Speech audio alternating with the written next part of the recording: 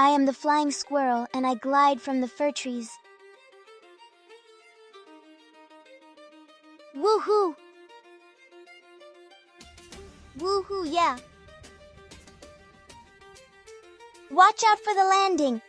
J'ai trouvé ces noisettes, j'ai trouvé des noisettes. Oh, quelle journée! Sauter et tourner dans le rayon doré. Ay, ow, ow, ow. Come closer, human friend. I will open the door to my story for you. Not just my own, but the story of all my people. The flying squirrels, guardians of the forest nights for millions of years. Our origins are more ancient than you can imagine. Humans have watched us for a long time, but our lineage is much older than theirs. The oldest fossils that resemble our ancestors date back about 36 million years. Back then, the first squirrels were already starting to develop this incredible membrane, the patagium, which today allows me to glide through the air like a gentle arrow. Our official entry into human history. The first scientific description of a flying squirrel dates back to 1741 in the writings of European naturalists when explorers returning from Asia reported animals that could fly without wings.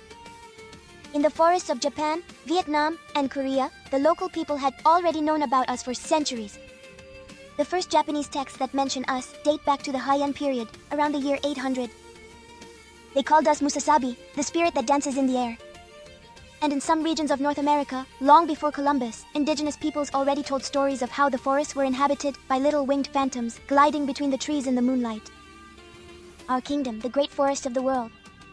You can find us mostly in the deep forests of Canada and the northern United States, the mountains of Siberia, the forests of Southeast Asia, and the vast woods of Japan.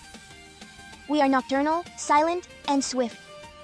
When I spread my patagium, that soft, flexible membrane connecting my legs, I become a true living sail. I can travel 80 to 90 meters in a single glide. Some of my giant cousins in Asia can go beyond 120 meters. Flight, or rather the sacred glide. Contrary to what some humans believe, we don't fly. We glide, carried by the wind, guided by our whiskers and our instinct. And let me tell you straight, without my membranes, I would never throw myself into the void. I'm not reckless. Without them, I'd turn into a forest pancake squashed on the ground, and I'd hurt myself so badly I'd wake up all the spirits of the forest. So if I jump, it's because nature has equipped me like no other creature. Our way of life. At night, I leave my nest, a cocoon of leaves, moss, and twigs. I jump from tree to tree to look for seeds, nuts, buds, mushrooms, sometimes even insects if I'm in a hurry. We live up high, far from danger, hidden in the branches. The forest is our home, our refuge, our stage for flight. Our tragic encounter with humans, the fur. I must tell you about a dark chapter. For centuries, humans have found our fur to be so incredibly soft and luxurious that they used it to make coats, linings, collars, mittens, scarves, and even hats. This was particularly common between the 16th and 19th centuries. In Eastern Europe and Russia, our pelts were called lechina and were used to make winter clothes for the rich. In North America, some colonial communities used our pelts for accessories and small garments. And even though this trade has almost disappeared today, that era left its mark on my family. We were sometimes hunted by those who didn't understand that we were unique creatures, able to fly in silence, bringing a fragile beauty to the night. But despite that, we continued to live, to glide, to survive. We resisted. We have kept our forests as a sanctuary. Did you know that in some Asian cultures it was said that we were messengers of the gods, spirits of the trees, or even creatures capable of guiding lost travelers?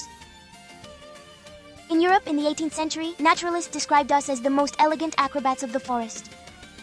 And in the mountains of Japan, some still say that if you see a flying squirrel in the moonlight, you will have a night protected from evil spirits.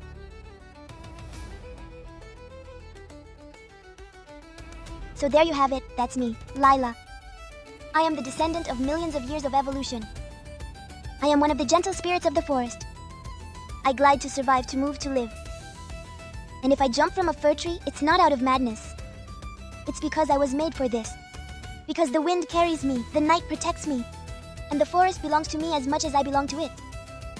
Thanks to my forest, I glide as if the world belonged to me. Sometimes, when the night settles gently on the branches and the wind sings through the fir needles, I nestle way up high, where the trunks become as thin as promises, and I close my eyes. And there, I feel everything.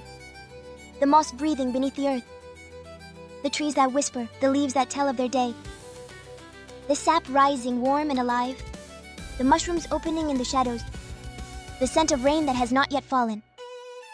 I know every tree, every hollow in the bark, every breath of wind, the way you know the beating of a heart. When I glide, it's not just to get around. It's to embrace my entire forest in a single gesture.